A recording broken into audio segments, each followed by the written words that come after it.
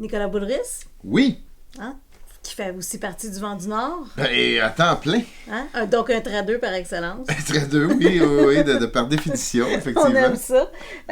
Dis-moi donc, Nicolas, que selon toi, bien Ouais. sûr, est-ce que tu penses que le fait de faire des spectacles amène à promouvoir la culture du folklore chez les gens? Ben oui, certainement. Parce que, je veux dire, à partir du moment où tu prends le crachoir pour parler d'une musique ou d'une autre, tu la tends à l'autre, tu la fais découvrir, ou tu fais ne serait-ce qu'attiser des mémoires un peu, puis en faisant du spectacle, veut pas, on partage cette idée-là de mémoire, puis de folklore, puis de musique traditionnelle. Puis avec ça, par rapport à la langue française, hein, la diffusion, la mise en valeur. C'est drôle parce que pour le Vent du Nord, c'est vraiment des choses qui vont de pair. Fait que moi, je suis comme né là-dedans, tu sais. Fait que dans cette vision-là, d'aimer cette musique par la lorgnette des mots. Puis avec le vent, on a embrassé cette idée-là, puis on a toujours eu de la création à travers le répertoire trad. Pour nous, c'était important d'avoir cette espèce de côté-là où le maillon, justement, de mémoire dont je parlais, on veut y ajouter aussi nos manières de faire. Donc, la langue, le style, le swing, l'humeur qu'il y a dans cette musique-là, c'est intrinsèque à notre démarche artistique.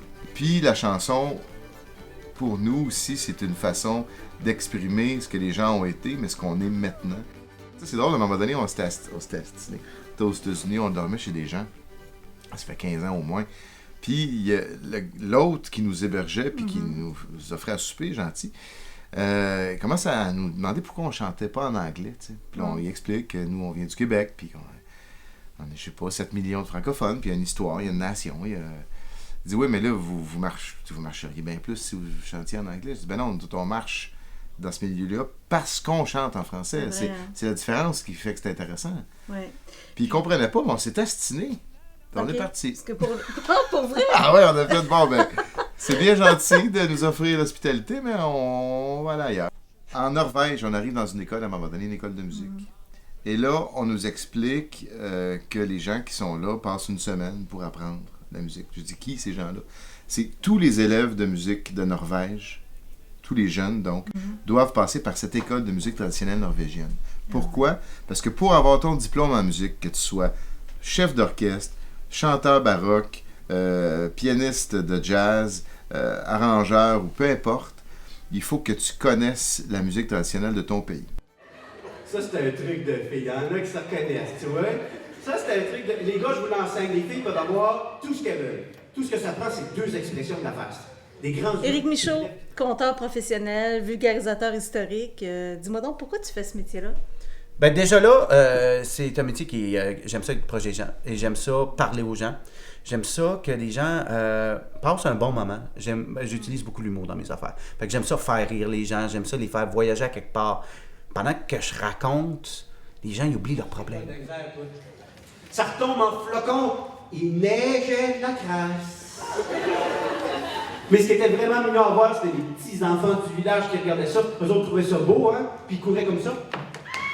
Et l'importance de ces contes folkloriques-là qu'on va raconter, ben c'est la mémoire en même temps. Une espèce de mémoire collective, c'est une mémoire de qui on est.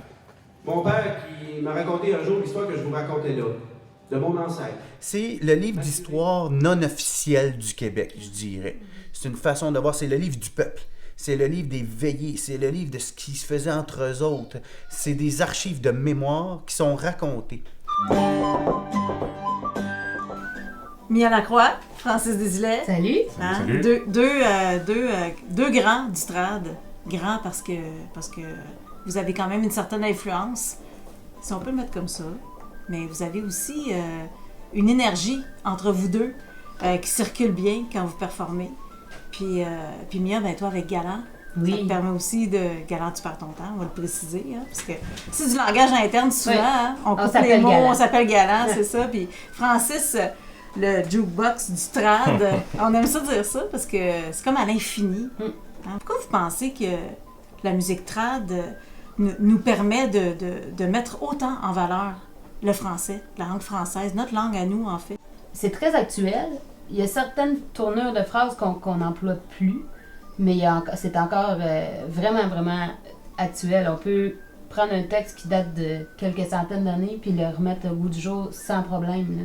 Puis si c'était un artiste pop qui chantait ça à radio, on s'en rendrait pas nécessairement compte. Puis, ce qu'il y a quelque chose, moi, ce qui me touche beaucoup, c'est qu'il y a plein de ces textes-là qui sont passés de personne à personne, on le dit de bouche à oreille. Et ils ont voyagé comme ça, ils ont voyagé dans les maisons d'inveillés, beaucoup par les femmes. Il y a beaucoup de femmes qui ont transmis le patrimoine.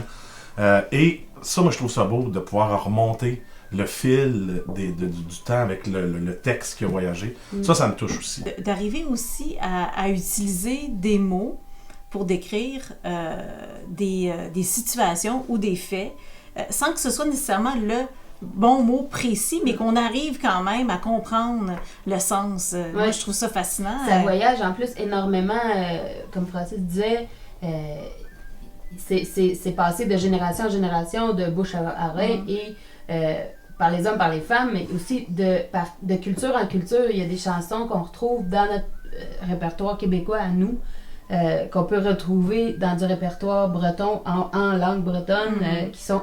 C'est le même texte, là, c'est la même chose. Souviens-toi, Galant, tu perds ton temps à enregistrer une chanson.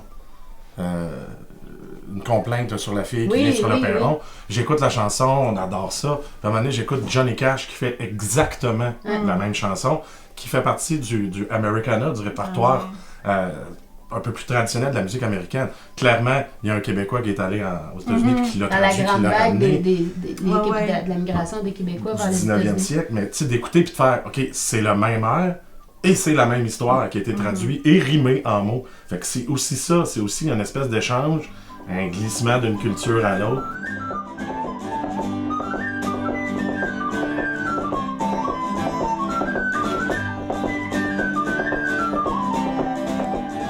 Souvent, on va se faire demander pourquoi vous avez choisi de faire du folklore, de la musique traditionnelle, des chansons. Puis on répond souvent, je parle on étant Galant ou même Francis puis moi, puis pourquoi quelqu'un choisit de jouer Jean-Sébastien Bach? Quand c'est un peu le même principe, c'est de la vieille musique, là, c'est pas plus moderne que le folklore. Par contre, c'est aussi touchant. C'est pas parce que ça a X centaines d'années que c'est moins touchant, que ça va moins rejoindre les gens. Là. Ça reste... C'est une question de... C'est une connexion, je pense. Là. Autant qu'il y a des gens qui aiment le hip-hop, ben moi, j'aime le folklore. Là. C'est tout simplement ça.